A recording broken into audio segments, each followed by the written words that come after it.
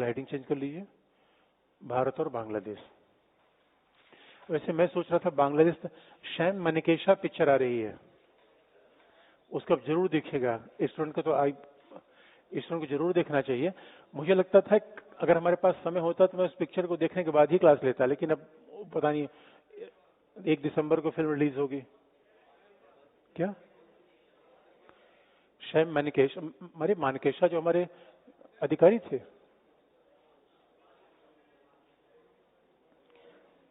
मानेकशॉ कहिए, मानेकशॉ। अच्छा, शैम बहादुर के नाम से आई है। हाँ, शैम मानेकशॉ के नाम से फिल्म है वो, लेकिन शैम बहादुर के नाम से आ रही है। तो फिल्म जरूर आप जरूर देखिएगा। क्या कह रहे हैं?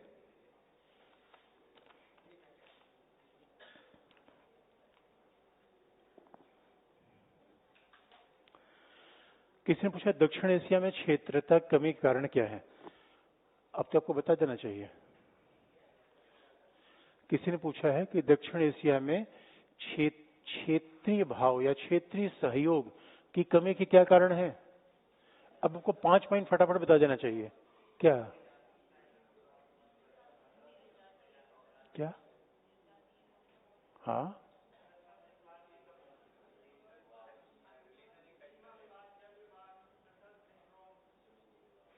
भाई सीधी सी बात, क्षेत्रीयता कमी। क्षेत्रीयता का मतलब क्या है? हम आगे चलेंगे। दक्षिण पूर्वी एशिया के लोग अपने आप को दक्षिण पूर्वी एशिया का मानते हैं, और ये आगे बताएंगे। क्षेत्रीयता कमी का मतलब है, आप जाएंगे आसियान रीजन है, यूरोपीय कहते हैं हम यूरोपीय हैं, लेकिन पाकिस्तान का हम इस्लामी हैं, तो हम दक्षिण एशिया के हैं, इस्लामी हैं। हिंद महासागर, श्रीलंका कहता है भाई हम तो साउथ ईस्ट के पास ज्यादा है। तो ये दक्षिण एशिया में है कारण राजनीतिक विवाद, राष्ट्र निर्माण की समस्या, निर्जातीय संघर्ष, सुरक्षा मतभेद, महाशक्तियों की भूमिका। इस कारण आज भी दक्षिण एशिया में क्षेत्रीय सहयोग के बजाय संघर्ष ज्यादा होते रहते हैं। ये आपके नोट्स में लिखा भी गया है, और हर पड़ोसी के साथ ये बात हम इंगित कर रहे हैं कहां कहां प्रॉब्लम है। अगला है भारत और बांग्लादेश।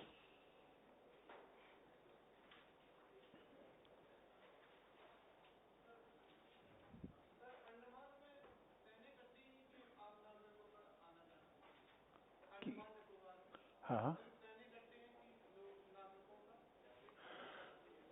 अरे मेरे बच्चों, मतलब आप, मैं इस आपकी बात एकदम समझ नहीं पाया। आप क्या पूछना चाहते हो? मैं कुछ समझ नहीं पाया, थोड़ा और स्पेसिफिक क्या पूछना? सैनिक अड्डा है? हाँ, एकदम आम नागरिक को आना जाना है तो जाओ घुमाओ वहां पे। अरे मालदीव की तरफ बन नहीं पाया, बस वही बनाना चाहते हैं। मालदीव तरफ नहीं बन पा रहा है। मालदीव तो और भी, मतलब अंडमान के साथ क्या है, जनजातीय आबादी जो दुनिया की सबसे पुरानी जनजातियां हैं, जारेवा, सेंटिनल, वहां रहती है। तो कई कई कई आइलैंड को तो अब हमने प्रोटेक्ट कर रखा है, लेकिन उसी आइलैंड में भी कुछ ऐसे आइलैंड हैं जहां पे अपने आर्मी ने अपना बेस बना रखा है, नेवल फोर्स ने। वहां पे आम लोगों की आवाजाही नहीं है।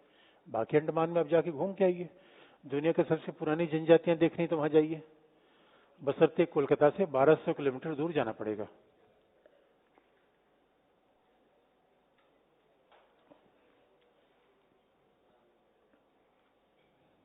अगला हेडिंग है भारत बांग्लादेश। अब देखिए बांग्लादेश, कमाल, मतलब ये जियो पॉलिटिक्स शायद इससे अच्छा एग्जाम्पल हमारे पास नहीं हो सकता। पड़ोस में जियो पॉलिटिक्स है, कमाल का एग्जाम्पल है।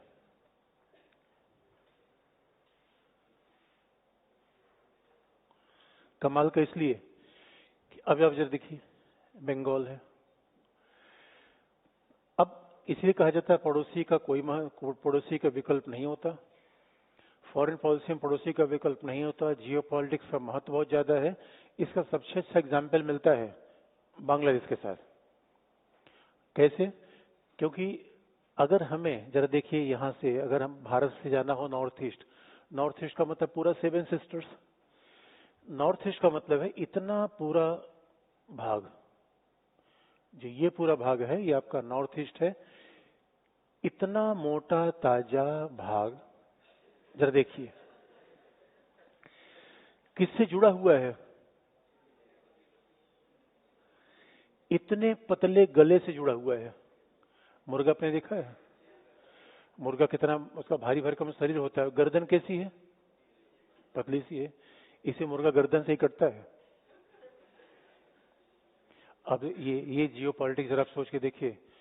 नॉर्थ ईस्ट इतना बड़ा हमारा 7 सिस्टर्स, यानी अब नॉर्थ ईस्ट की मतलब भारत इतना विशाल देश है। यहाँ से आप अगर चलना शुरू करिए सिलीगुड़ी गलियारे से यहाँ तक नागालैंड तक जाने के लिए आपको उतनी दूरी की यात्रा तय करनी पड़ेगी जितनी यहाँ से जोधपुर। इतना विशाल देश है हमारा, और इतना बड़े भूभाग में जहाँ 7 राज्य है, वहां का संपर्क रास्ता कौन है? सिलीगुड़ी गलियारा। ये भारत के लिए बड़ा जियो पॉलिटिकल चैलेंज है। और जरा देखिए सिलीगुड़ी गलियारा, ये पूरे नॉर्थ ईस्ट के मैप को भी ध्यान से देखिए। अब मणिपुर में जो प्रॉब्लम हो रही है उसका जियो पॉलिटिकल फैक्टर भी है। अब आप जानते हैं जो हमारे सीमावर्ती राज्य हैं उसमें समस्या क्या है? मणिपुर में समस्या कंट्रोल अब क्यों नहीं कर सकते? क्योंकि हमारे यहाँ मणिपुर में काम करने वाले उग्रवादी संगठन कहाँ भाग जाएंगे? म्यांमार। म्यांमार में पहले से अनेक उग्रवादी संगठन काम कर रहे हैं, अराकान आर्मी। तो वहां पे मतलब 4-5 उग्रवादी संगठन तो म्यांमार में खुद ही काम कर रहे हैं। और समस्या यह है कि हमारी म्यांमार के बीच जो सीमा है, अब देखिए यही जियो पॉलिटिक्स है, पूरा नॉर्थ ईस्ट का 99% एरिया इंटरनेशनल टेरिटरी से घिरा हुआ है। ये शायद हमारी सुरक्षा के लिए इससे बड़ा कोई चैलेंज है नहीं। इसे जब भी आप इंटरनल सिक्योरिटी के चैलेंज पढ़ते हैं, या तो कश्मीर या नॉर्थ ईस्ट, 2 ही पार्ट ऐसा है। हमारी पूरे भारत की सुरक्षा का 2 पार्ट ऐसा है जो आज भी हमारे लिए एक तरीके से रिश्ता हुआ पार्ट है। पूरी सरकार के ध्यान यहीं पे है। इसे कहा भी जाता है चाइना पाकिस्तान खतरा तो बाहर खतरा है, और चाइना पाकिस्तान का वो खतरा तब कई गुना बढ़ जाता है जब क्या होता है नॉर्थ ईस्ट, जब क्या होता है कश्मीर। और दोनों क्षेत्रों में, दोनों में जियो पॉलिटिक्स आप देखिए। उधर पाकिस्तान की सीमा, अगर पाकिस्तान आतंकवाद पराजित न करे तो मामला कैसे बने? और इसीलिए आजकल तो बड़ी पॉलिसी बना ली गई है। आजकल तो बिल्कुल रॉ ने नाम सेट कर रखे हैं कि जितने भारत विरोधी लोग हैं उन्हें बाहर जाके भी, सरकार इसमें कुछ नहीं कर रही है। मैंने थोड़ी कहा सरकार कुछ कर रही है। ये देखिए ये हमारी आक्रामक पॉलिसी है। अब ये नहीं कि जो हमारे अंदर सुरक्षा खतरा पहुंचा रहा है, हम बैठ के गांधी बाबा की तरह जियो और जीने दो, प्यार से रहो। किस बात का प्यार से रहे? कमाल की बात है यार, ये सब नहीं करेंगे। आजकल तो बता दूं, कैमरे बताने वाली बात है नहीं। अब अभी आपने देखा होगा, अभी क्या हुआ, रसिया के 2 उद्योगपति आए थे यहाँ पे ओडिशा में, केजीबी ने। और केजीबी अगर ये काम कर सकती है तो बिना रॉ के कॉपरेशन से कर नहीं सकती। न्यूज आया ही नहीं, खल्लास। क्योंकि हमें भी केजीबी की सही है, रसिया के साथ हमारा बड़ा याराना है, बहुत सीक्रेट दोस्ती है, बहुत सीक्रेट। बताना मुश्किल है, ये बताओ। अरे जरा सोच के देखो, रसियन बिलियनर उड़ीसा में आ रहे हैं और होटल में, उसके बाद छत से फेंक दे, मर गए, आत्महत्या कर ली, खत्म बात है।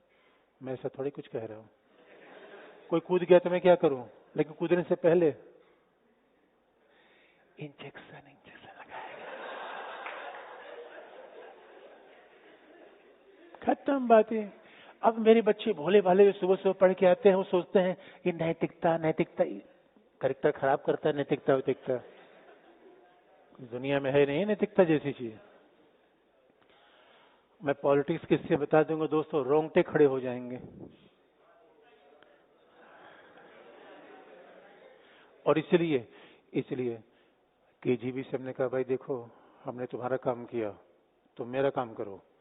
केजीबी ने कोई बात नहीं, ये लिस्ट है, उसमें मिलाया मोसाद को। खास बात है ये। देखने को ऐसा लगता है कि रसिया और इजराइल कई बार आमने सामने आते हैं, ऐसा नहीं है। ये तीनों एजेंसी आजकल बहुत कोऑर्डिनेशन में काम कर रही हैं। ये कैमरा बड़ा दिक्कत करता है यार आजकल दुनिया, मतलब ये बहुत सेंसिटिव बातें हैं। कई बार देखिए टीचर बच्चों के साथ सब कुछ शेयर कर देते हैं, कई बार तो अपनी निजी बातें भी हम शेयर कर देते हैं। बच्चे भी तो ये बड़ी इंटरेस्टिंग बात है। इसलिए कि इंडियन की फॉरेन पॉलिसी में भी थोड़ा तगड़ा मामला है कि हम ये सब एक संकोच नहीं करने वाले हैं कि वो नैतिकता है, वो शांति भाई, अगर अपनी सुरक्षा के लिए खतरा है तो आक्रामक हम रहेंगे। इसलिए आप देखोगे कोई संयोग की बात थोड़ी है कि पाकिस्तान में काम करने वाले भारत विरोधी लोग पिछले 2 साल में एक एक करके खलास धड़ा। कोई कश्मीरी में आए तब मारोगे, कमाल की बात है। इंतजार कर रहे हो कोई मेरे घर में कूदे तब मारे हो, लो हिम्मत कैसे मेरे घर में कूद जाए। इसे आप याद रखो, ये जियो पॉलिटिक्स है, अब यहाँ लफड़ा है। अब म्यांमार में सैनिक सरकार है और म्यांमार का तो ये हाल है, जरा सोच के देखिए हमारे इंटरनल सिक्योरिटी कितना बड़ा प्रॉब्लम है कि हमारी पूरे नॉर्थ ईस्ट की सीमा 1% टेरिटरी उसका भारत से मिलता है, 99% टेरिटरी उसकी विदेशों से मिलती है। और विदेशों में म्यांमार आप जानते हैं बड़ा अस्थायी है इस समय। ये सीमा ऐसी है कि हम इधर से 16 किलोमीटर इधर जा सकते हैं, ये अपने आप में दुनिया कमाल का सिस्टम है, और ये 16 किलोमीटर इधर आ सकते हैं। इसे कहते हैं फ्री मूवमेंट रिजीम, यानी भारत और म्यांमार की सीमा न तो खुली है न बंद है, टिपिकल ही सीमा है भाई। न तो नेपाल जैसी है, न नेपाल भूटान जैसी है कि बिना वीजा बिना पासपोर्ट आ सकते हैं। 17वें किलोमीटर जाएंगे तो वीजा पासपोर्ट लेना पड़ेगा, 16 किलोमीटर तक बिना वीजा जाइए बिना पासपोर्ट जाइए। और हमारे यहाँ तो जो असम राइफल सीमा पे तैनात है, अब ऐसा किया क्यों गया? गवर्नमेंट ऑफ इंडिया 1935 के पहले म्यांमार तो भारत का भाग ही था पहला, जनजातीय आबादी है। इधर भी कुकी, इधर भी कुकी, इधर भी नागा, इधर भी नागा। नागा जनजाति के लोग कुंभ मेला में आने वाले नागा नहीं, ये नागा जनजाति के लोग हैं। कुंभ मेले में जो नागा आते हैं वो अलग नागा है, वो शैव संप्रदाय वाले नागा है। तो अब ये इधर उधर आते रहते रहे। और असम राइफल्स ने कह रखा है, ये प्रोटोकॉल है वहां का, अगर कोई जनजाति व्यक्ति, अच्छा ये भी इनका भी कमाल है भाई, जनजाति ये सबसे फक्कड़ तरीके से रहने वाले लोग तो जनजाति समुदाय है मुक्त रूप में, जिनके अगर आजादी का सही मतलब समझा जाए। अब इनके यहाँ शामों को पहले खाना पीना होगा, नाश्ता ताड़ी उड़ी सब पी लेंगे, उसके बाद झिंगा लाला करते हुए कहें चल भाई। अभी 12 बजे रात में बॉर्डर क्रॉस करते हैं, पहली बार इतना बड़ा 1600 किलोमीटर का लंबा बॉर्डर। अब भारत इतना विशाल देश है, भारत में हमारे का बॉर्डर आप ऐसे देख लीजिए, 1600 किलोमीटर लंबा बॉर्डर का मतलब समझ सकते हैं कि यहाँ से कोलकाता जाना और कोलकाता से फिर वापस आके पटना तक आना। इतना बड़ा बॉर्डर मैनेज कर लेना अपने आप में कठिन है। और अभी पहाड़ी एरिया है, जंगली एरिया है। भारत में हमारे के बीच में सीमा का विवाद तो नहीं है, लेकिन बॉर्डर ऐसा है कहीं से भी आप एंट्री ले सकते हैं। जनजातीय समुदाय के लोग तो इधर उधर आते जाते रहते हैं, उनके वैवाहिक संबंध है। इसलिए नॉर्थ ईस्ट की प्रॉब्लम सीधा म्यांमार से जुड़ी हुई है। और यहाँ भी कई उग्रवादी संगठन है, यहाँ भी उग्रवादी संगठन है, सब आपस में मिल जाते हैं। अदरवाइज जरा सोच के देखिए, मणिपुर में हिंसा हो रहा है, मणिपुर में K47 आ जाए, K56 आ जाए, कहां से आ जाती है? अंतर्राष्ट्रीय सीमाएं हैं तभी तो। और जियो पॉलिटिक्स ये है कि जब भी हम भूटान को लिखेंगे नॉर्थ ईस्ट आ जाएगा, बांग्लादेश लिखेंगे नॉर्थ ईस्ट आ जाएगा, म्यांमार लिखेंगे नॉर्थ ईस्ट, चाइना ऊपर चाइना है। और अच्छी ये बात है, इसीलिए हमारे हर पड़ोसी का महत्व बढ़ जाता है। आप याद रखिए, नेपाल हमारा पड़ोसी है, लेकिन नेपाल की सीमा उत्तर प्रदेश और बिहार से मिलती है, यानी जो भारत के दिल है। तो उत्तर प्रदेश बिहार में अलगाववादी घटना तो हो नहीं सकती। इसलिए आप देखेंगे कि नेपाल की सीमा कंपैरेटिवली स्टेबल है, क्योंकि वहां में प्रॉब्लम नहीं है। लेकिन वो वैसे पंजाब की सीमा भी बड़ी स्टेबल मानी जाती है। पंजाब तो भाई हमारा इतना पार्ट है, कई बार पंजाब में उग्रवादी घटनाएं पाकिस्तान आगे बढ़ा देता है। तो इंटरनेशनल सीमा अगर दुश्मनों के साथ मिलती है तो उसका कॉम्प्लिकेशन अलग हो जाता है। अब नॉर्थ ईस्ट की, इसीलिए नॉर्थ ईस्ट में बड़ी समस्या रही है। हम ये नहीं कह रहे नॉर्थ ईस्ट की समस्या के कारण केवल बाहरी सीमाएं हैं, विकास का मुद्दा भी है, पॉलिटिक्स भी है, निर्जातीय पहचान भी है, कल्चर भी है, ऐतिहासिक समस्या भी है, अलग अलग समस्याएं हैं। लेकिन नॉर्थ ईस्ट में सिक्योरिटी बनाए रखने के लिए नॉर्थ ईस्ट का डेवलपमेंट करना पड़ेगा। नॉर्थ ईस्ट का डेवलपमेंट के लिए नॉर्थ ईस्ट में प्रवेश आसान होना चाहिए।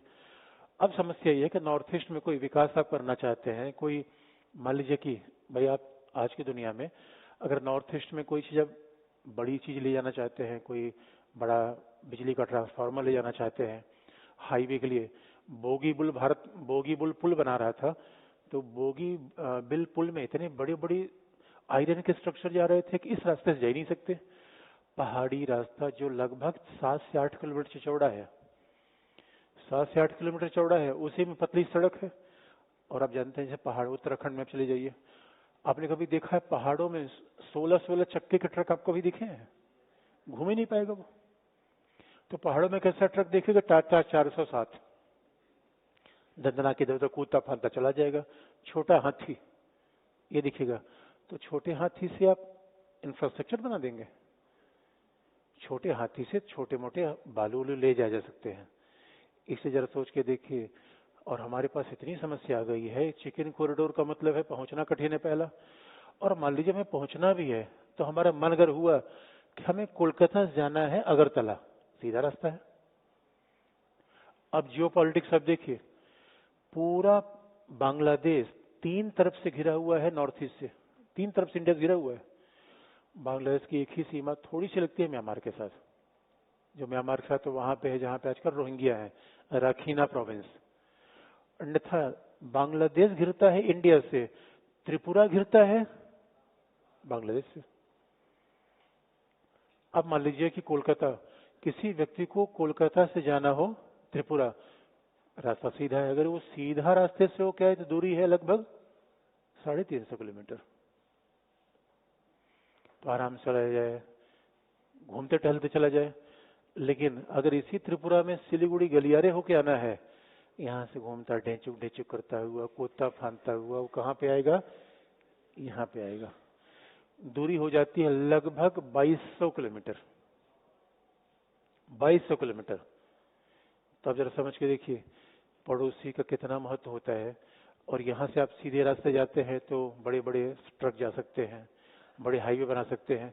ऊपर से आप जाएंगे सिलीगुड़ी गलियारे से तो न तो बड़े विमान, न बड़े वाहन ले जा सकते हैं, न बड़े इंस्ट्रूमेंट ले जा सकते हैं। और 300 किलोमीटर रास्ता 2200 किलोमीटर रूप में तय करना, ये आइडिया कैसा है? 300 किलोमीटर को 2200 किलोमीटर तय करना, इसका मतलब है 7 गुने अगर आप ट्रांसपोर्ट बढ़ा रहे हैं, समय ज्यादा लगा, पैसा ज्यादा लगा, व्यापार महंगा हो गया, हर मामले में प्रॉब्लम है। इसलिए पूर्वोत्तर राज्यों का विकास अगर नहीं हो पाया है तो उसके लिए लैंडलॉक भी रीजन है। देखिए पूरे भारत के विभाजन का सबसे ज्यादा घाटा अगर किसी क्षेत्र को हुआ तो नॉर्थ ईस्ट। भारत लैंडलॉक नहीं है, कश्मीर लैंडलॉक है। वही आप जानते हैं अंतर्राष्ट्रीय व्यापार करना है तो स्वाभाविक रूप में समुद्र रास्ता को चाहिए। मान लीजिए कि अब इंडिया में ट्रेड फेयर लगा हुआ है, कल के लिए साउथ ईस्ट एशिया में कोई ट्रेड फेयर हो। अब जो प्रगति मैदान का ट्रेड फेयर है वो इंटरनेशनल ट्रेड फेयर है, इसमें सारी दुनिया के लोग आ सकते हैं। ये तो बात हम जानते हैं कि दुनिया में जो व्यापार होता है वो समुद्र रास्ते से होता है। नॉर्थ ईस्ट के पास कोई समुद्र ही नहीं है। अब नॉर्थ ईस्ट को स्वाभाविक तौर पर अगर कोई सामान बाहर बेचना हो, बात को अगर मैं ऐसे देख लें, अगरतला से, अगर अगरतला से कोई सामान हमें भेजना है सामान हमें साउथ ईस्ट एशिया में, इंडोनेशिया में, मलेशिया में, तो उसके लिए हमें समुद्र का रास्ता चाहिए। समुद्र है कोलकाता में, तो ये फिर हमें सामान 2200 किलोमीटर दूर भेजेंगे वेस्ट बंगाल, और वेस्ट बंगाल से फिर ये सामान इसी से हम आगे बढ़ेगा। आपको लगता है पूरे हम जलेबी बना रहे हैं? यही पड़ोसी का महत्व है। एक तरीका तो ये भी हो सकता है, क्यों ना अगरतला से कहां सीधा चले जाए? समुद्र में। अगरतला से सीधा समुद्र किसका है? बांग्लादेश का।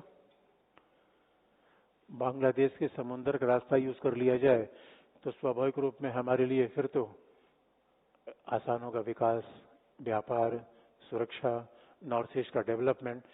इसलिए आप देखेंगे सारे पड़ोसी देशों में, अगर मान लीजिए कि नेपाल में कोई प्रॉब्लम होती है तो हो सकता है नेपाल होके हमें चीन जाना हो, हमें ऐसा नहीं है। लेकिन बांग्लादेश तो ऐसा देश है जिसको होकर हमें अपने ही देश में जाना है।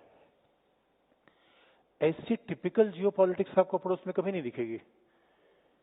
और आपको ये भी याद दिला दें, दुनिया का इतिहास ऐसा बताता है कि अगर आपका पूरे नॉर्थ ईस्ट पर यही अगर सिलीगुड़ी गलियारा रहा हो, केवल आपका इतने हल्के पार्ट से यहाँ पे कंट्रोल है, ये तो कभी भी काटा जा सकता है।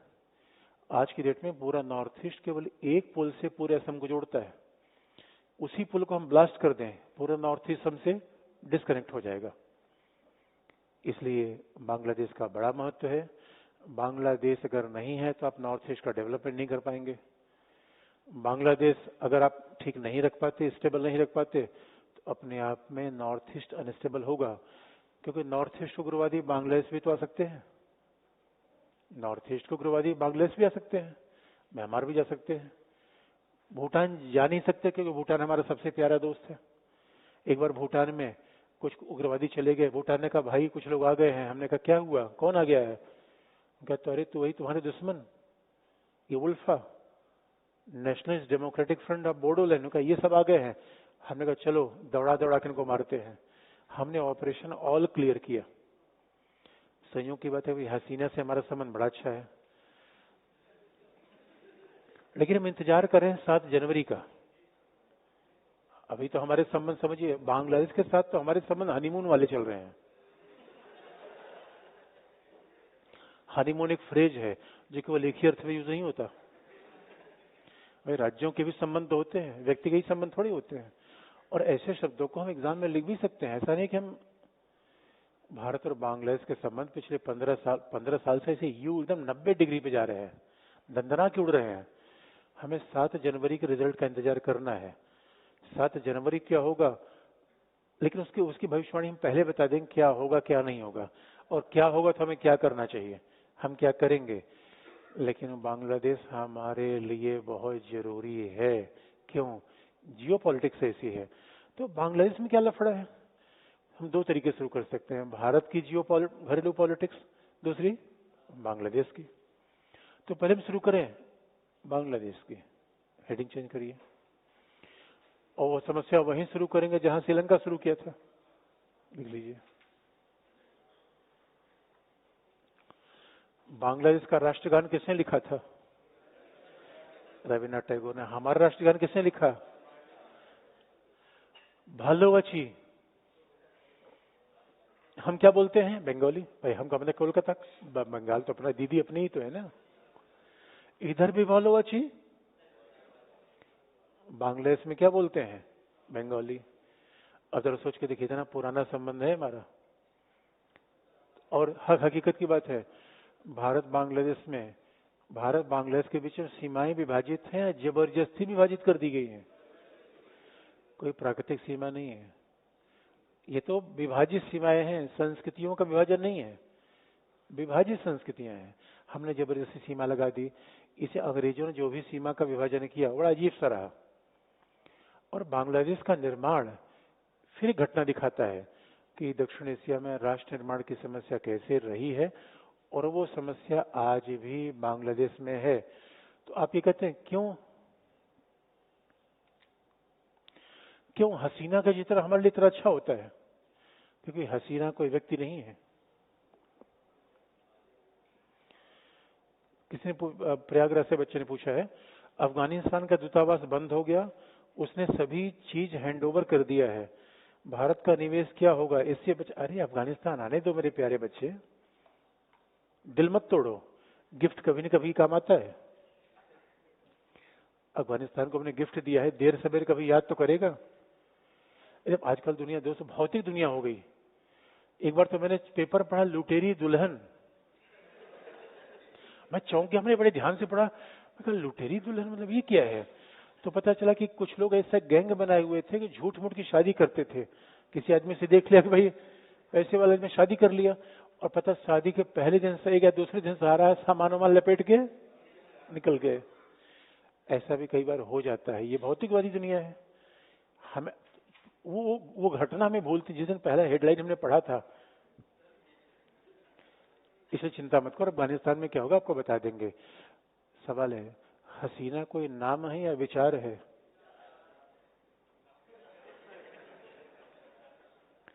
नाम है या विचार है? लिख लीजिए, लिख लीजिए।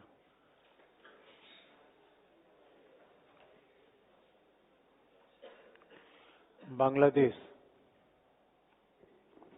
हेडिंग है बांग्लादेश के राष्ट्र निर्माण की चुनौती।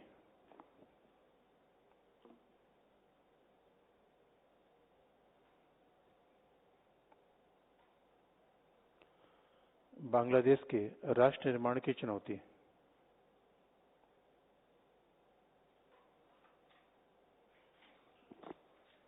अच्छा, आपको लगता नहीं कि यही बात हमने नेपाल में शुरू की थी? यही बात यहाँ भी, यही ऐसे श्रीलंका में ही बात बताई थी। कुल मिला के पड़ोसी की समस्या एक ही तो है। तो राष्ट्र निर्माण की चुनौती क्या है, पहला पॉइंट।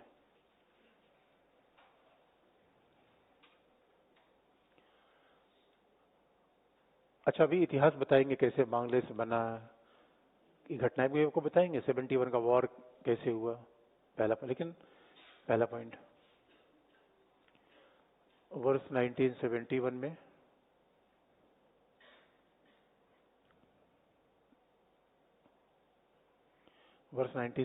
में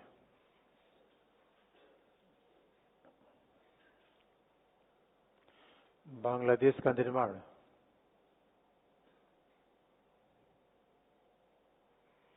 वर्ष 1971 में बांग्लादेश का निर्माण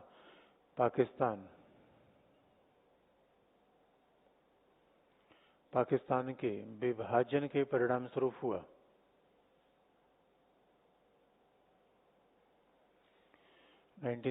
में बांग्लादेश का निर्माण पाकिस्तान के विभाजन के परिणाम स्वरूप हुआ।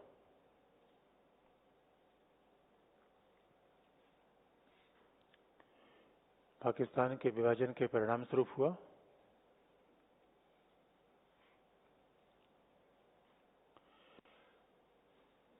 बांग्लादेश के निर्माण के दौरान से ही आज तक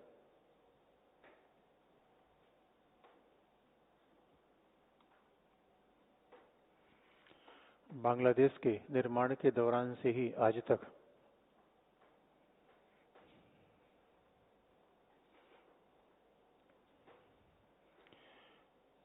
तक बांग्लादेश में इस मुद्दे पर विवाद विद्यमान है। बांग्लादेश में इस मुद्दे पर विवाद विद्यमान है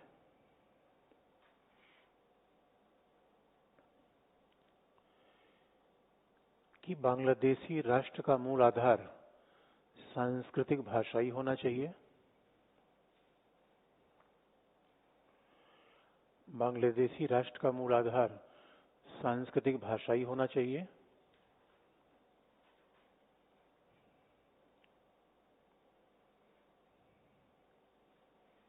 सांस्कृतिक भाषाई अंडरलाइन, बांग्लादेश के राष्ट्र का निर्माण का मूल आधार सांस्कृतिक भाषाई होना चाहिए अथवा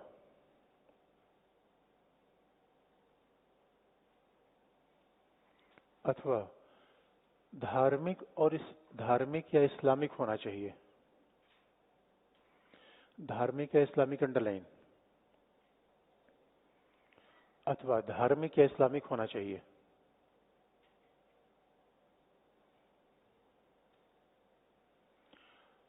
अगला पॉइंट, बांग्लादेश के निर्माण के दौरान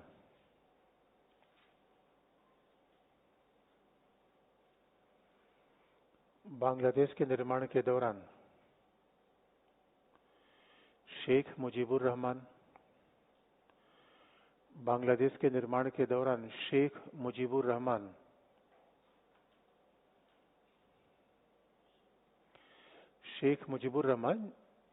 खालिदा जिया के शेख हसीना के पिता। शेख मुजीबुर रहमान ब्रैकेट में अवामी लीग पार्टी का नाम है। शेख मुजीबुर रहमान ब्रैकेट में अवामी लीग।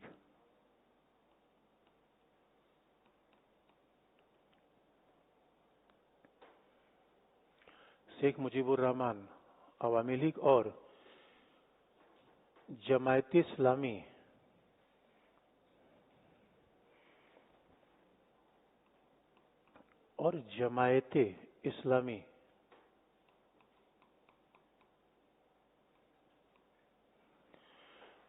इस्लामी के बीच जमायत इस्लामी के बीच इस मुद्दे पर संघर्ष विद्यमान था।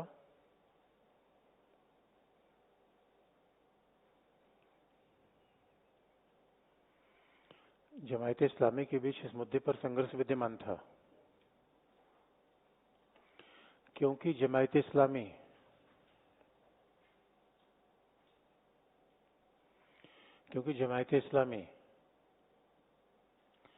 धर्म या इस्लाम के आधार पर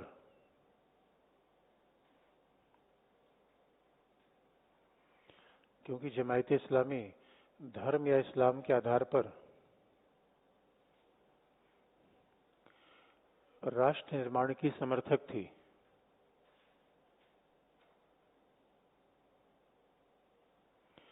जमायत इस्लामी धर्म या इस्लाम के आधार पर राष्ट्र निर्माण की समर्थक थी, जबकि अवामी लीग ने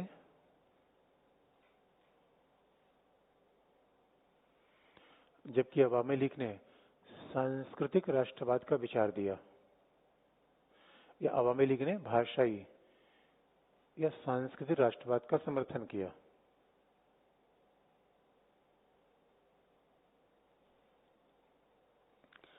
सांस्कृतिक राष्ट्रवाद का समर्थन किया। नेक्स्ट पॉइंट है भाषाई या सांस्कृतिक राष्ट्रवाद।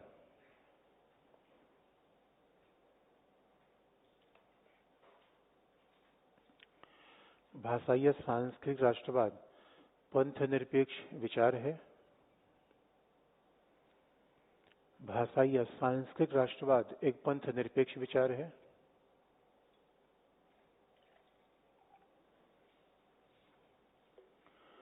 भाषाई या सांस्कृतिक राष्ट्रवाद एक पंथ निरपेक्ष विचार है। इसलिए भारत के द्वारा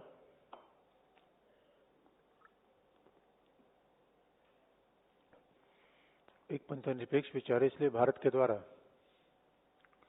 सदैव भाषाई राष्ट्रवाद का समर्थन किया गया।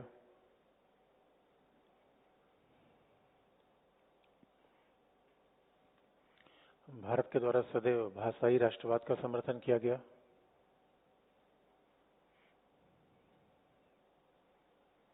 जबकि पाकिस्तान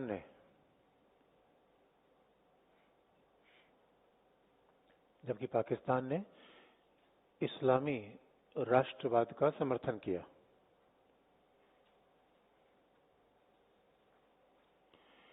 जबकि पाकिस्तान ने इस्लामी राष्ट्रवाद का समर्थन किया।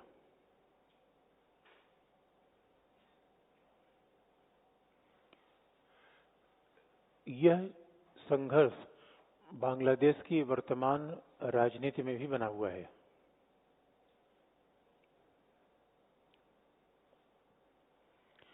यह संघर्ष बांग्लादेश की वर्तमान राजनीति में भी बना हुआ है।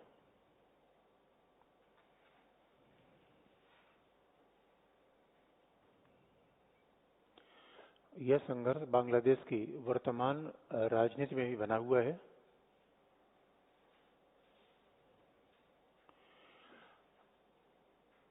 भारत के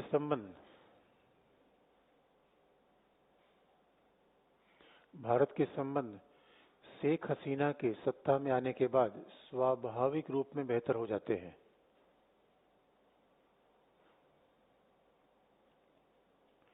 भारत के संबंध शेख हसीना के सत्ता में आने के बाद स्वाभाविक रूप में बेहतर हो जाते हैं।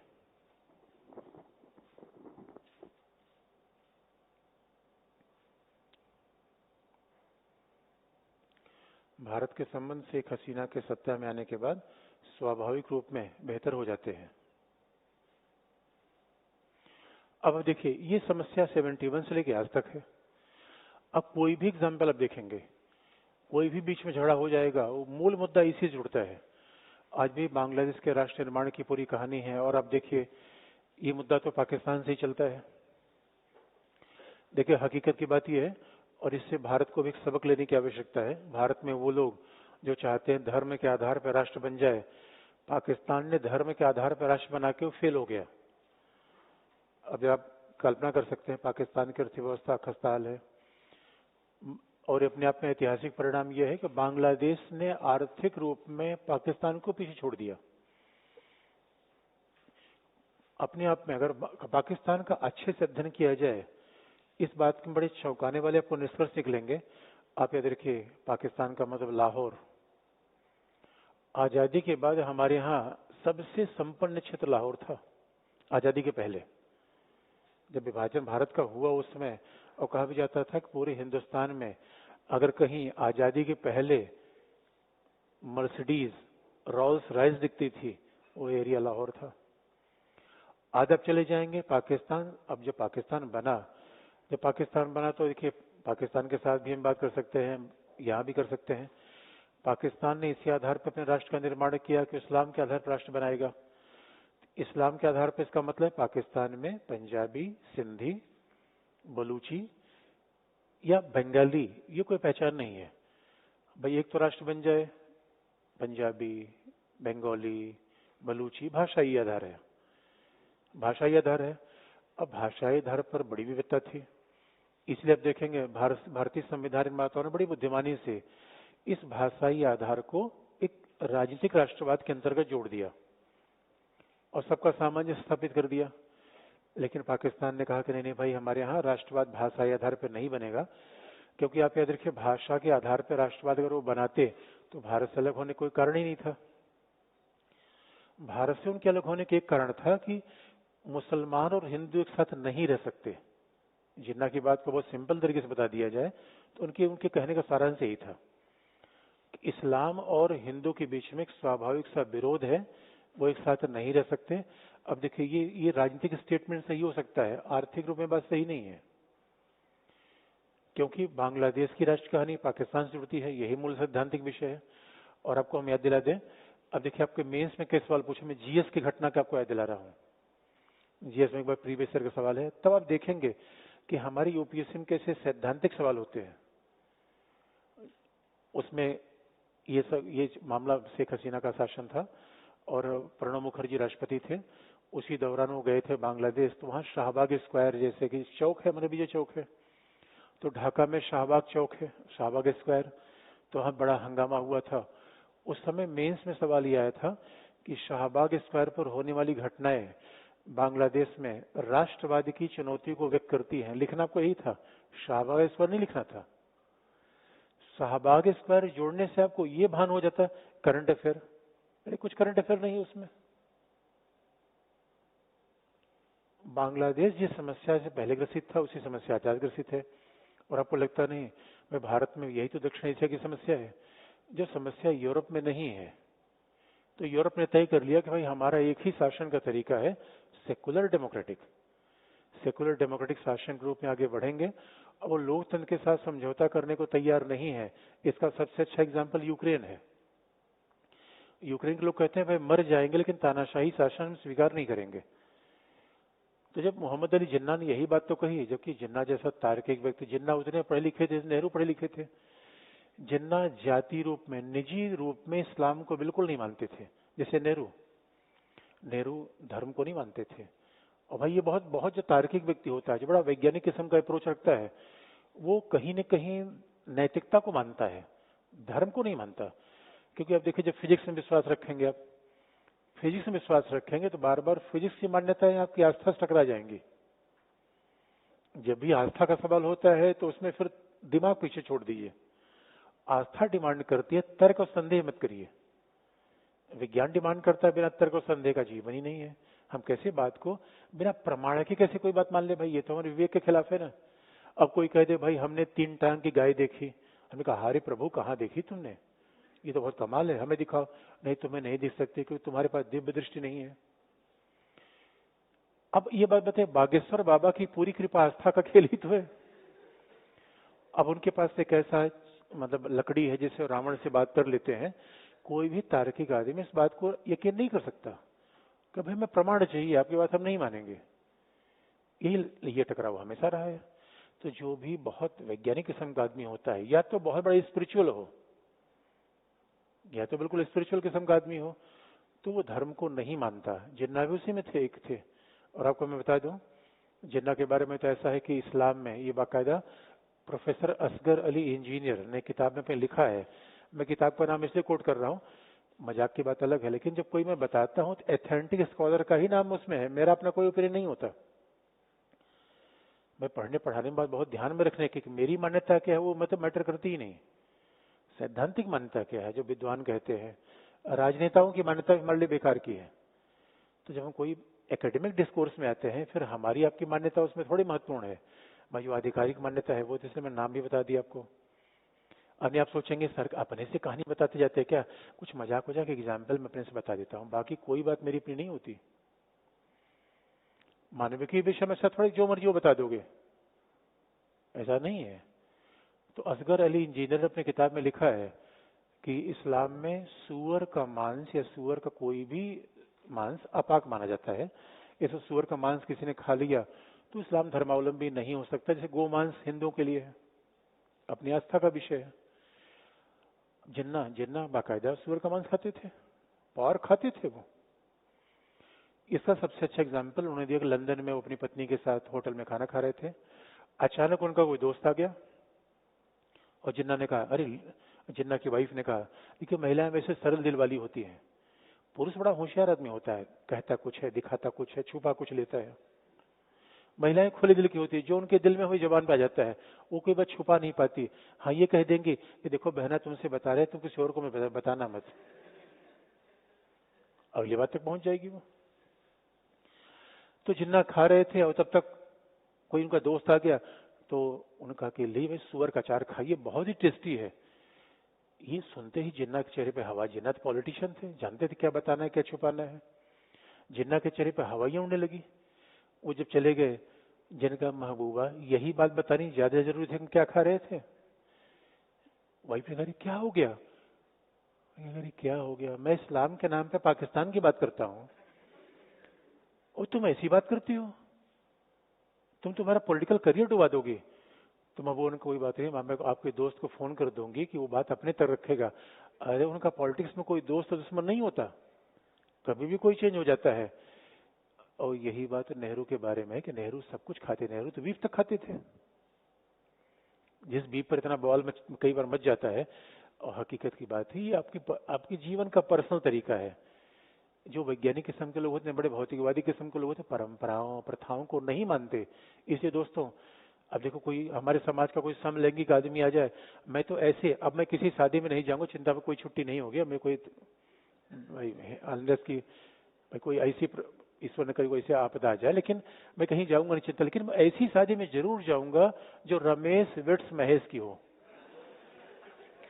मैं ऐसी शादी का इंतजार कर रहा हूं जो आरती विट्स डॉली की हो। आप समझ गए मैं किस शादी का इंतजार कर रहा हूं। तो ऐसी शादी अगर पड़ी तो एक दिन छुट्टी में और मरूंगा। इसका मतलब है, अब वैज्ञानिक किस्म के लोग ये भी कह देंगे कहीं क्या क्या परंपरा, क्या धर्म है, क्या प्रथा, हम कुछ नहीं मानते, हम विवेक को मानेंगे। तो ऐसे जिन्ना ने जब इस्लाम की बात कर दी और जब पाकिस्तान बना भी, तो उसके बाद जिन्ना ने कह दिया, देखिए हकीकत की बात है, धर्म के आधार पर राष्ट्र का निर्माण क्यों संभव नहीं है। क्योंकि ऐसे आप देख लीजिए, अब कोई भी युवा व्यक्ति जो 25 साल का है, किसी धर्म से जुड़ा होता है, उसकी भौतिक आकांक्षाएं जैसी होती है। देखिए मानव की एक भौतिक जीवन है, मानव का दूसरा धार्मिक जीवन है। मानव का भौतिक जीवन सबके लिए एक ही जैसा है। कौन से धर्मावलंबी व्यक्ति हैं जो ये नहीं चाहेगा उसके लिए घर ना हो, वाहन ना हो, अच्छी नौकरी ना हो। अगर कोई आपकी उम्र में कोई युवा बैठा हुआ है, ये बताइए कौन सा ऐसा युवा है जो सोचेगा हार्ले डेविडसन मेरे पास ना हो। उसका धर्म से क्या मतलब भाई। इसलिए आप याद रखिए, धर्म का मामला आस्था का मामला है, दुनियावी मामले अलग हैं। और जब हम ये कहते हैं कि धर्म के आधार पर राष्ट्र बनेगा, तो इन दोनों मामलों के फासले को हम कम कर देते हैं और हम ये बताने का प्रयास करते हैं कि जिनकी आस्थाएं अलग, उनकी भौतिक आकांक्षाएं अलग। बात को ध्यान सुनने की है। जिनकी आस्था अलग अलग होने का मतलब क्या है, भौतिक हित भी अलग अलग हो जाएंगे, होंगे या नहीं होंगे। भाई आस्था अलग अलग होने का मतलब कोई हिंदू है, मुस्लिम है, सिख है, भौतिक इच्छाएं क्या है, कार चाहिए, मकान चाहिए, अच्छी नौकरी चाहिए, भौतिक इच्छाएं हैं। आस्था के अलगाव से भौतिक इच्छाओं का अलगाव कहां किया जा सकता है। यही अपने आप में सांप्रदायिकता की जड़ है। जब हम ये मानने लगते हैं कि जिन लोगों की आस्थाएं अलग हैं उनकी दुनियादारी के हित भी अलग हैं, भौतिक का मत दुनियादारी वाले, और बाद में कहते हैं नहीं उनके हित अलग अलग नहीं है, आपस में लड़ेंगे भी। तो आप ये बताइए, संघर्ष तो जाति के आधार पर हो सकता है, भाषा के आधार पर हो सकता है, धर्म के आधार पर संघर्ष थोड़ी होता है। इसलिए क्या है, सांप्रदायिकता क्या है, राजनीतिक समस्या है, पॉलिटिकल प्रॉब्लम है, कोई धार्मिक समस्या नहीं है भाई। कम्युनल, भारत का कम्युनल डिवीजन हुआ, इसलिए जब पाकिस्तान का निर्माण धर्म के आधार पर हुआ, तब जरा सोच के देखिए, उसमें बंगाली का महत्व होगा, पंजाबी का महत्व होगा, बलूची का महत्व होगा, इस्लाम का महत्व होगा, इस्लाम का महत्व होगा। अब यही क्लेश आ रहा है। अगर आपने इस्लाम के आधार पर इतना पाकिस्तान बना लिया, बलूची नहीं, पंजाबी नहीं, बंगाली नहीं, लेकिन एक खास बात है, बंगाली वो ऑस्ट्रेलिया में चला जाए, भालो बची, दो बंगाली कहीं मिल जाए, बात को ध्यान से देखिएगा, बंगाली सबसे ज्यादा लैंग्वेज को, कल्चर को मानता है। तो जब पाकिस्तान का निर्माण हो गया, पाकिस्तान दो बना, पूर्वी पश्चिमी। आज का पूर्वी पाकिस्तान मतलब बांग्लादेश, पश्चिमी पाकिस्तान का मतलब है वर्तमान पाकिस्तान। तो जिन्ना ने कहा अब इस राष्ट्र की भाषा होगी, आधिकारिक भाषा होगी उर्दू। बंगाली का भालो बची, नो उर्दू। जिनका बेकार की बात मत करो, हमें राष्ट्र की पहचान बनानी है, हम इस्लाम के आधार पर सोचे। बंगाली का भालो अच्छी, बंगाली ने कहा कि हमारे लिए बंगाली से अलावा बंगाली पहले, बाकी सब कुछ बाद में है। और कहा भी जाता है उसमें पूर्वी पाकिस्तान बड़ा गरीब था, पूर्वी पाकिस्तान में वो मुस्लिम गए जो कि भारत के नॉर्थ इंडिया से थे, वो पहले से गरीब थे, इसे पूर्वी पाकिस्तान गरीब आया। पाकिस्तान के निर्माण में धर्म के आधार पर राष्ट्र बन गया। धर्म के आधार पर राष्ट्र बनना उतनी समस्या है, इसलिए ये भारत के लिए भी संदेश है, जो ये चाहते हैं कि हमारे धर्म के आधार पर राष्ट्र बन जाए। अब जैसे भारत में कितने बड़े भाषाई विभाजन है, तमिल आदमी कभी हिंदी बोलेगा? कभी नहीं बोलेगा। फिर आप कहोगे कि मतलब आप ये कहोगे कि हिंदू मुस्लिम आपस में लड़ते हैं, तो आप ये क्यों नहीं कहते तमिल और हिंदी भी लड़ते हैं? लड़ने का आधार पॉलिटिकल होता है, धार्मिक नहीं होता। और हमने मान लिया कि धर्म के आधार पर लोग लड़ते हैं, तो सवाल है कि बड़ी इंटरेस्टिंग बात है, इंडिया से भी पाकिस्तान से भी लोग जाके यूएई में काम करते हैं, वहां तो नहीं लड़ते। अमेरिका में, यूरोप में सारे धर्मों के लोग रह रहे हैं। तो ये कोई तर्क नहीं है। और धर्म के आधार पर लड़ना ही है, फिर तो एक ही धर्म में सिया सुनी लड़ेंगे आपस में। इसका मतलब लड़ाई का मूल कारण धर्म नहीं है, लड़ाई का मूल कारण क्या है? राजनीति और भौतिक हित। तो पाकिस्तान का इसलिए कहा भी जाता है धर्म के आधार पर राष्ट्र का निर्माण आज तक पाकिस्तान सफल नहीं हो पाया। आप कहेंगे नहीं, ईरान, सऊदी अरेबिया ये तो सफल हो गए। हो सकता है कोई छोटा मोटा राज्य सफल हो जाए, क्योंकि एक भूभाग में एक ही धर्मावलंबी होंगे, ऐसा भूभाग भी तलाशना मुश्किल ही है। हाँ, हो सकता है कोई ऐसा 10-20 लाख का भूभाग तो मिल जाए, बड़ा वाला भूभाग न मिल पाए। इसे यकीन मानो, यूएई वगैरह में भी संघर्ष होते रहते हैं शिया सुन्नी के आधार पर। सऊदी अरेबिया में, ईरान में, इराक में ये संघर्ष बहुत बड़ा है। कुर्दिस्तान की मांग दिखाती है। कुर्द कहते हैं कि भाई हम इस्लाम की पहचान बाद में है, पहले हमारी लैंग्वेज है। ये झगड़ा तो हर जगह है। लेकिन पाकिस्तान बन गया। अब पाकिस्तान बन गया तो आप जानते हैं धर्म के आधार पर राष्ट्र बना, तो अब राष्ट्र तो बन गया, लेकिन संयोग की बात है जिन्ना रहे नहीं। तो पाकिस्तान में फिर सैनिक शासन आ गया। पाकिस्तान में संविधान का निर्माण नहीं हो पाया। पाकिस्तान में बस ये कहा गया कि भाई धर्म के आधार पर राष्ट्र बनेगा।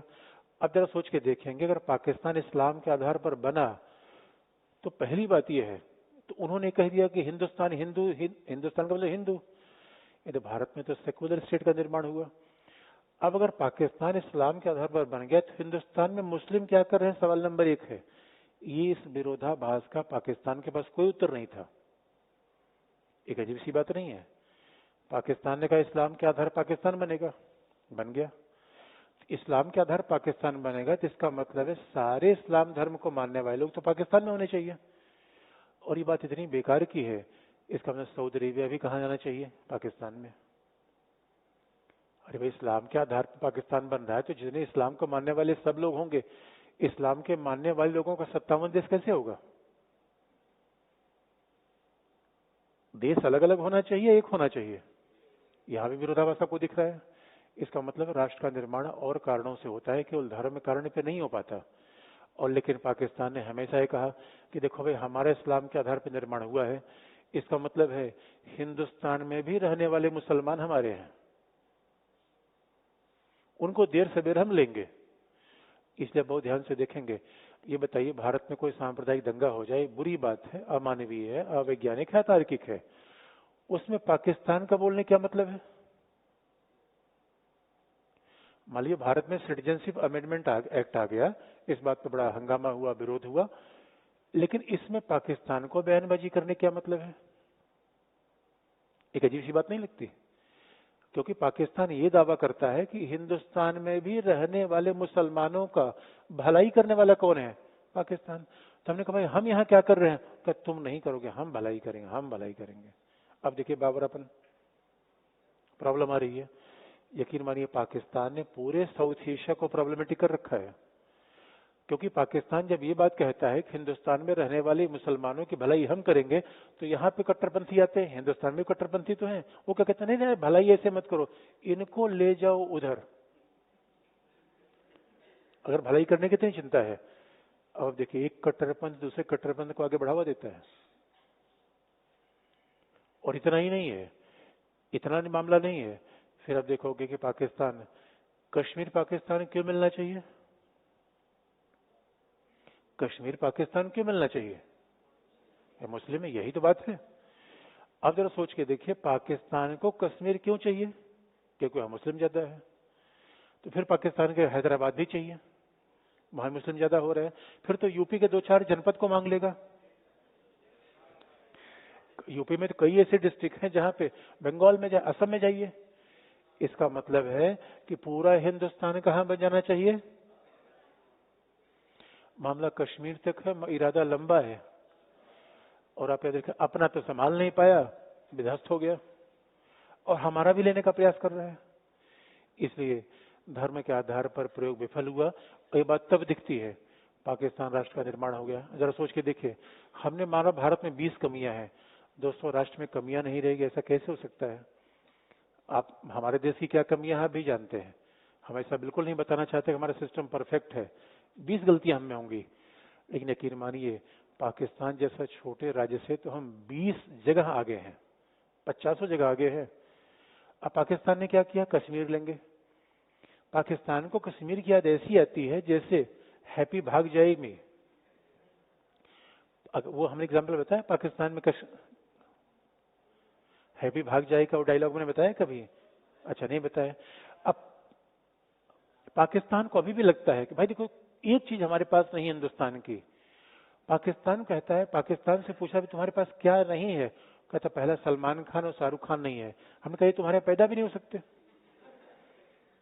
क्योंकि तुम तो नाचने गाने पे प्रतिबंध लगा रखे हो। अब पाकिस्तान में भी कव्वाली गाने वालों गोली मार दी गई। तो धार्मिक, और आप देखो पाकिस्तान इस जद्दोजहद से आज तक जूझ रहा है। पाकिस्तान में हुआ कि धर्म के आधार पर राष्ट्र बनेगा। अब देखिए, धर्म के आधार पर राष्ट्र बना तो प्रॉब्लम कहां पे आती है, और क्यों वाकई ये दुनिया के लिए प्रॉब्लम है।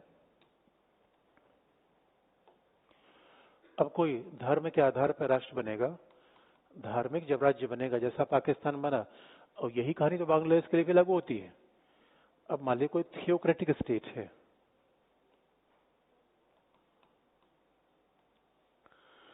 तो धार्मिक आधार पर राज्य बनेगा तो उसका शासन धार्मिक ग्रंथों के आधार पर होना चाहिए।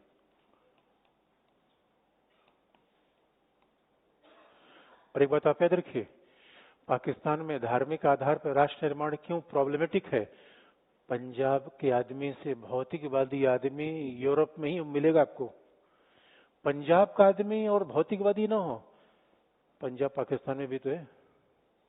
आप अभी कराची चले जाइए, कराची चले जाइए, इधर लाहौर चले जाइए, आपको बिल्कुल इंडिया जैसा मिलेगा। वही सारे विवाह में सारे संगीत वही होते हैं। हमारी हिंदी फिल्मों के गाने भी तो वहां शादी में बजते हैं। कई बार तो मैं कल्पना करता हूं कि हमारी हिंदी फिल्में न होती तो शादी ब्याह कैसा होता। ऐसा लगता है कोई मातम का त्योहार हो रहा है। कमाल क्यों? भाई यही तो उदारवादी चिंतन है। जहां शादी में देखो आजकल युवा तो बस केवल मंच ढूंढते हैं, उनको दूल्हे दुल्हन से मतलब नहीं है, बस उनको धनाधन नाग नागिन बन गए। अलग अलग लोगों को शादी विवाह में अलग अलग प्रोग्राम होते हैं। इसलिए यकीन मानिए, मैं तो अभी कुछ दिनों पहले कश्मीर में था, कश्मीर में एक शादी में देख रहा था, बारात जा रही थी। मैंने कहा भाई क्या है ये? हम कहा बारात जा रही है। हमने कहा डीजे, उनका डीजे नहीं है। हमने कहा फिर क्या है? देख लीजिए। अब एक खास बात है, अब ऐसी शादी दोस्तों हम सोचते हैं कि ऐसी शादी में निमंत्रण न मिले तभी ठीक है, क्योंकि जहां धूम धड़ाका ना हो। एक आध बार मैं ऐसी शादी में फंस गया। मैं यहीं पे इंडिया हैबिटेट सेंटर में कभी किसी ने निमंत्रण के लिए बुलाया, मैं शादी में गया, प्लेट तक नहीं खटक रहा था, लोग प्लेट ऐसा उठा रहे थे, चम्मच की आवाज नहीं आ रही थी। हमने कहा क्या हो रहा है? उनका बहुत वीआईपी शादी है। मुझे कहा दोबारा मुझे मत बुलाना। कमाल की बात है, ऐसी कोई शादी होती है? वो इंटरटेनिंग नहीं है, वो बेकार की है। तो देखो बात ध्यान रखिए, अगर धार्मिक आधार पर कोई राज्य बन गया, धार्मिक ग्रंथ का शासन होगा, जैसे सऊदी अरब, सऊदी अरब, ईरान, सऊदी अरब, ईरान, इस जगहों पे क्या है? कुरान और शरीयत का शासन है। तो ये पवित्र धार्मिक ग्रंथ हैं जो इस्लाम धर्मावलंबी मानते हैं। तो पूरा शासन कुरान और शरीयत के आधार पर चलता है। ये थियोक्रेटिक स्टेट की मूल विशेषता है। अब पाकिस्तान की कंडीशन देखिए, पाकिस्तान ने भी अपने आप को इस्लामी राज्य कहा, पाकिस्तान ने अपने आप को इस्लामी राज्य कहा, लेकिन पाकिस्तान में मानव लिखित संविधान से शासन होता है। ये बड़ी दिलचस्प बात है। पाकिस्तान में देखिए राष्ट्र निर्माण का विरोधाभास देखिए, जब आप धार्मिक राज्य हैं फिर तो कुरान और शरीयत के हिसाब शासन होना चाहिए, जैसा कि बाकी धार्मिक राज्यों में होता है। लेकिन इसमें आप देखेंगे, इसलिए बांग्लादेश 1971 में बांग्लादेश बना, बांग्लादेश का बाकायदा संविधान लिखा गया और बांग्लादेश के संविधान का राष्ट्रगान बना अमार सोनार बांग्ला। नाम भी आप देखेंगे, बांग्लादेश लैंग्वेज को दिखाता है, पाकिस्तान धर्म को दिखाता है। पाकिस्तान का मतलब पवित्र स्थान, धार्मिक नाम है। तो जहां जहां कल्चर के, इंडोनेशिया देखिए बहुमत अब आबादी इस्लाम के लोग हैं, नाम कल्चरल है। मलेशिया लैंग्वेज के आधार पे है, मलई मलेशिया।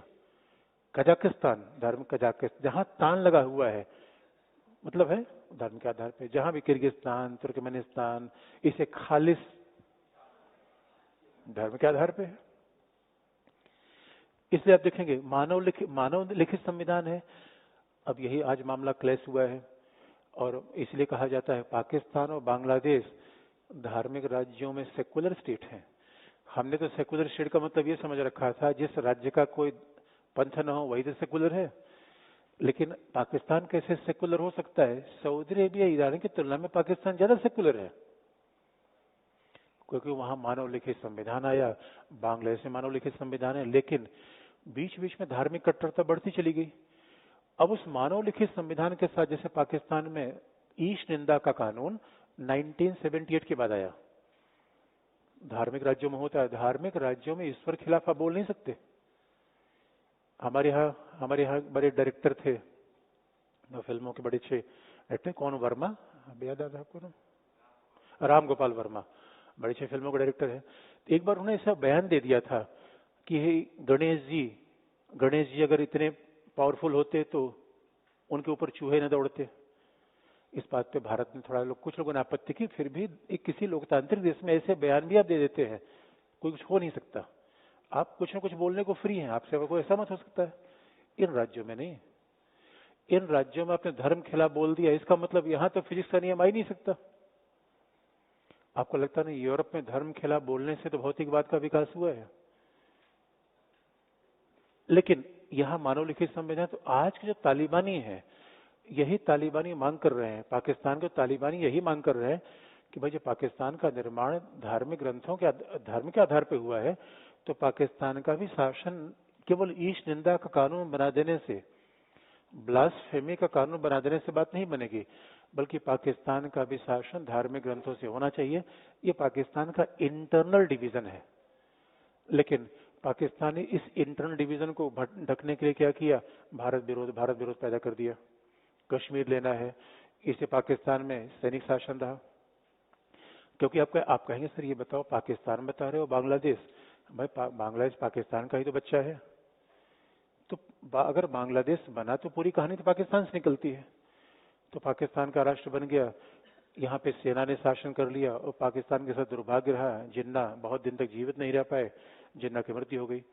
ये जब जिन्ना ने कहा था भाषण में कि अब ऐसा जब पाकिस्तान बन गया है, जो मुस्लिम पाकिस्तान में है, जो मुस्लिम हिंदुस्तान में है वो हिंदुस्तान में रुके, यहाँ भाग के ना है, और जो हिंदू पाकिस्तान में है वो यहीं रह जाएं। ये जिन्ना का ऑफिशियल स्टेटमेंट है।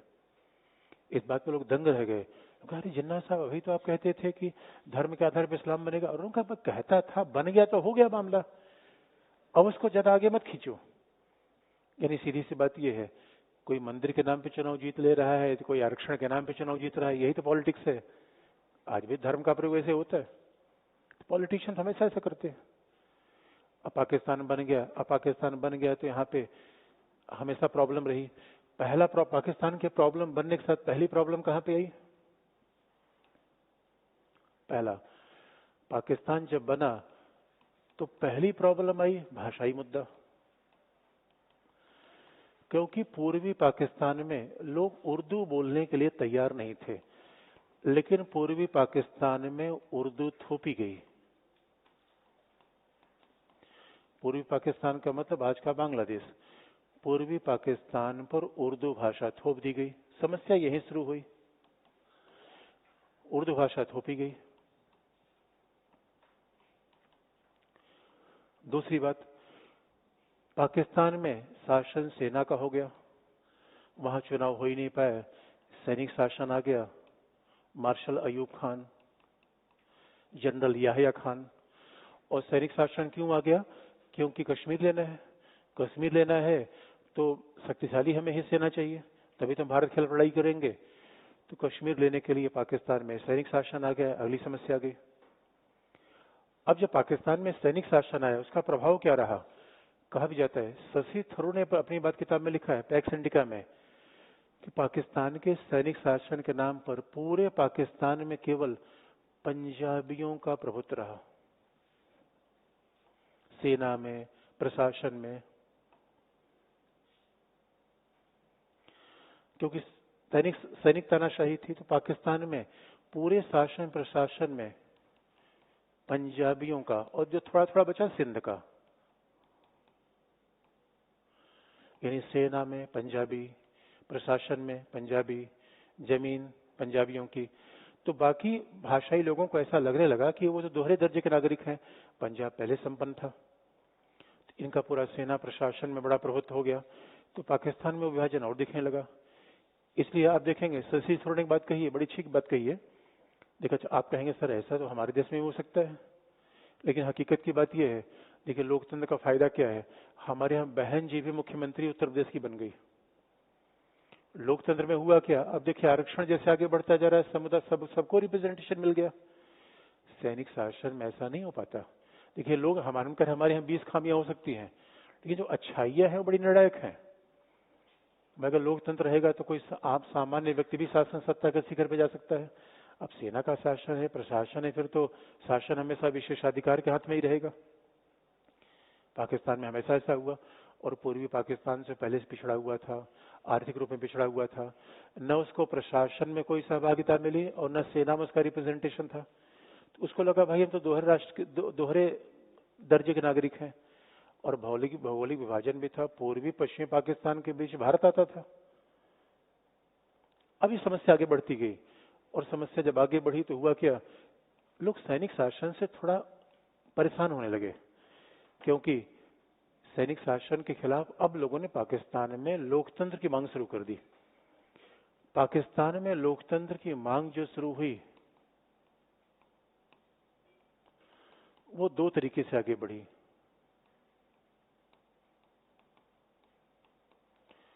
जो पाकिस्तान में लोकतंत्र की मांग है, पहला पश्चिमी पाकिस्तान ने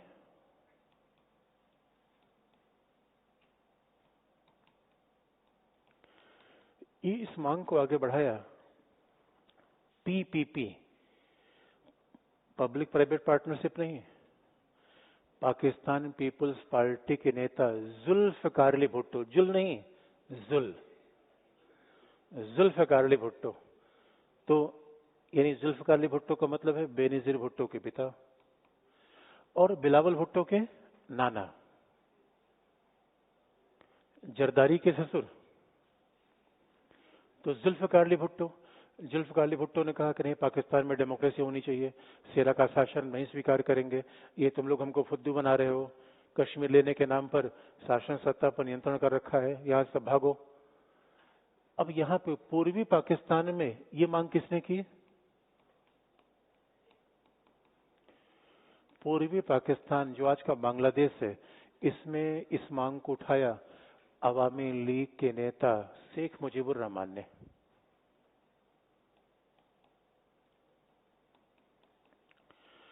और उस समय मार्शल अयूब खान शासन में थे। मार्शल अयूब खान ने शासन को दे दिया जनरल याहिया खान के हाथ में, तो मार्शल जनरल यही मां के शासक हो गए। और पूर्वी पाकिस्तान में अवामी लीग में ये नेतृत्व करे शेख मुजीबुर रहमान।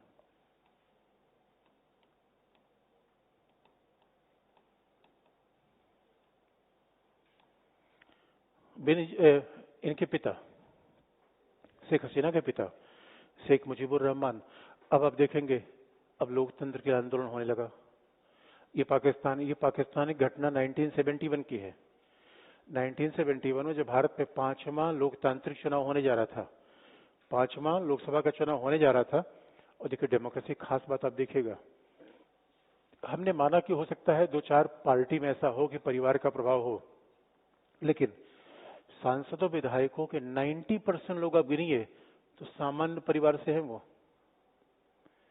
सामान्य परिवार से है, उसके बाद फिर पॉलिटिक्स में चले गए। लोकतंत्र में ऐसा ट्रांसफॉर्मेशन हमेशा होता है कि सत्ता की किसी की बपौती नहीं होती।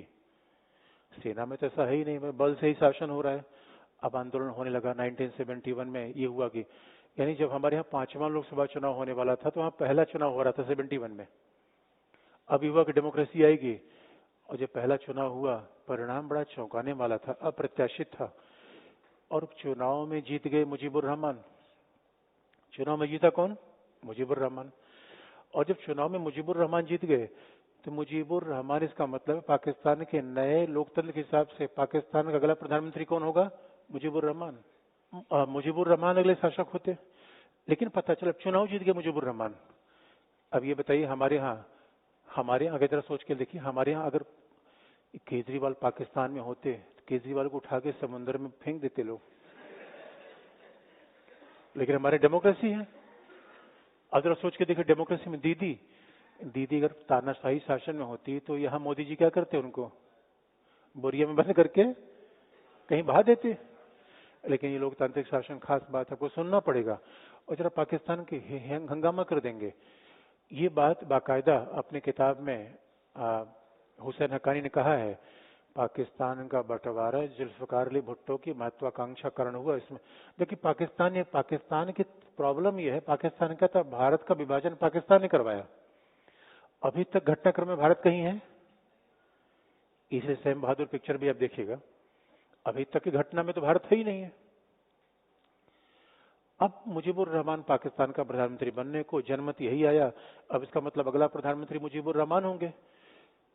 अब क्या हुआ कि जो वहां के फौजी थे, फौजी और प्रधानमंत्री ये जुल्फकार अली भुट्टो अपने तानाशाह शासक के साथ मिल गए। उनका इतने हमारे खराब जिना है कि भालोबाची बंगाली शासन करेगा पाकिस्तान का। और जुल्फकार अली भुट्टो ने कहा, अगर ये मुजीबुर रहमान आया यहाँ इस्लामाबाद शपथ लेने, मैं उसकी टांग तोड़ दूंगा। और सच में यही हुआ, मुजीबुर रहमान शपथ लेने आ रहे हैं, उन पे हमला हो गया। लोगों ने कहा, भाई ये कौन सा लोकतंत्र? पाकिस्तान में ऐसा ही होता है। अब मुजीबुर रहमान को पाकिस्तान की सेना ने हिरासत में ले लिया। जरा सोच के देखिए, ऐसा भी कोई डेमोक्रेसी होती है क्या? पहली बार चुनाव हो रहा था, जनमत का सम्मान करना चाहिए था। अगर मुजीबुर रहमान पाकिस्तान के प्रधानमंत्री बन जाते तो पाकिस्तान स्टेबल हो जाता, केवल सहभागिता भी बढ़ती, लोकतंत्र आगे बढ़ता। पाकिस्तान ऐसा नहीं किया, क्योंकि जुल्फकार अली भुट्टो की महत्वाकांक्षा प्रधानमंत्री बनने की थी। अब ये जैसे हिरासत में ले लिए गए, मुजीबुर रहमान को हिरासत में ले लिया गया, उसके बाद तो आप देखेंगे बांग्लादेश में, पूर्वी पाकिस्तान में मुक्ति वाहिनी लिबरेशन आर्मी बन गई और मुक्ति वाहिनी ने इस पूरा विरोध करना शुरू कर दिया। और जैसे विरोध करना शुरू किया, पाकिस्तान की सेनाओं का भयंकर दमन करना शुरू कर दिया। 71 का वॉर अपने आप में इतिहास का इकलौता ऐसा वॉर है जहां पे एक ही देश की सेना ने अपने नागरिकों के साथ इतनी बड़ी मात्रा में बलात्कार किए हों। जबरदस्त ह्यूमन राइट्स वायलेशन किया गया और ये सब पाकिस्तान के द्वारा किया गया, सब भारत प्रायोजित है। इसका चुनाव में मुजीबुर रहमान का जीत जाना भारत प्रायोजित था, लोकतंत्र की मांग करना भारत प्रायोजित था। लेकिन जब पूरी घटनाक्रम हुआ तब उसमें भारत में जब यहाँ पे दमन हुआ, पाकिस्तान के शासकों ने दमन किया और जब ये पूरी मांग चल रही थी तो वहां पे दो गुट आ गए। जो जमायत इस्लामी कहा करता था मुजीबुर रहमान को मारो, जमायत इस्लामी ने कहा हम किसी भी कीमत पर पाकिस्तान के साथ रहेंगे क्योंकि हमारी पहचान इस्लाम की है। मुजीबुर रहमान और जो मुक्ति वाहिनी ने कहा कि नहीं, हम तानाशाही के साथ नहीं रहेंगे, हम लोकतंत्र और अलग राष्ट्र बनाएंगे। ये दमन कर रहे हैं, ये तानाशाही कर रहे हैं, इनके साथ हम नहीं रहेंगे। लड़ाई हुई और इस लड़ाई में 80 से ज्यादा लाख लोग तो नॉर्थ ईस्ट में आ गए क्योंकि बांग्लादेश बिल्कुल नॉर्थ ईस्ट के पास था। जब 80 लाख से ज्यादा लोग हमारे नॉर्थ ईस्ट आ गए, अब इसके बाद भारत की भूमिका शुरू हुई। इसका मतलब ऐसा नहीं था कि भारत की भूमिका बिल्कुल नहीं थी, पहले नहीं थी, लेकिन भारत बाज में आया। और देखिए जियो पॉलिटिक्स है, अगर पाकिस्तान में कश्मीर में पाकिस्तान समस्या पैदा करता था तो पाकिस्तान में समस्या हुई तो हम क्या करें, संत महात्मा की तरह पाकिस्तान की सहायता करें? सवाल ही पैदा नहीं होता। तो वहां पे अवामी लीग का भारत ने समर्थन कर दिया, मुक्ति वाहिनी का बाकायदा समर्थन किया गया और परिणाम स्वरूप पाकिस्तान ने भारत पे हमला किया, भारत ने पाकिस्तान पे हमला किया और पाकिस्तान का बंटवारा हो गया, पाकिस्तान का विभाजन हो गया। 13 दिन में पाकिस्तान की सेना ने आत्म सरेंडर कर दिया और लड़ाई में दो बैचमेट आमने सामने थे, जनरल नियाजी, जनरल अरोड़ा, देहरादून के इंडियन मिलिट्री एकेडमी के बैचमेट थे, वही आमने सामने थे। तो जनरल नियाजी ने अपनी पिस्तौल रख दी। जनरल अरोड़ा, ये है पाकिस्तान का इतिहास और बांग्लादेश बना कैसे। अब इसी से बांग्लादेश बना, तो बांग्लादेश बना कैसे? अगर एक वर्जन ये है कि आलोचक कहते हैं तो जुल्फकार अली भुट्टो की महत्वाकांक्षा थी, और अगर बंगाली लोग पाकिस्तान से अलग हो गए, इसलिए आप देखें आज भी बलूची लोग कहेंगे हम अलग होंगे, तो पाकिस्तान क्या कहता है, भारत कहाँ थे? अगर बलूची अलग राष्ट्र की बात करें तो क्या कहेगा, भारत कहाँ थे? वैसे ये बंगाल बन गया, उसमें क्या भारत कहाँ थे? इसमें भारत कहाँ था, जुल्फकार अली भुट्टो की महत्वाकांक्षा थी। ये बात अपने आप में विवाद का विषय है। और सच माने इन दो विरोधी विचार जिन कारण से पाकिस्तान का बंटवारा हुआ, वो दो विरोधी विचार आज भी हैं। तो इस्लाम के आधार पर जो मानने वाले लोग हैं वो कहते तालिबान को आगे बढ़ावा दिया जाए, बाकी लोग कह रहे हैं नहीं, पाकिस्तान के संविधान बना के रखा जाए। इसी आधार पे बांग्लादेश का निर्माण हुआ, और फिर वो कहानी आज तक है। वो कहानी 7 जनवरी के चुनाव में भी आपको दिखेगी जो 71 में थी, कि जमायत इस्लामी अभी भी है। जमायत इस्लामी जब भी बांग्लादेश में आएगी वो हमेशा पाकिस्तान के साथ संबंध अच्छा करेगी, भारत के साथ नहीं। जमायत इस्लामी कहना है, और आप देखिए पाकिस्तान की फंडामेंटल पॉलिसी क्या है, इस्लामी सॉलिडरिटी। सऊदी अरेबिया से लेकर इंडोनेशिया, मलेशिया, वो किसी के पास जाए, किस आधार पर जाएगा, इस्लाम, क्योंकि उसके अलावा उसके पास कुछ है नहीं। बाकी कहानी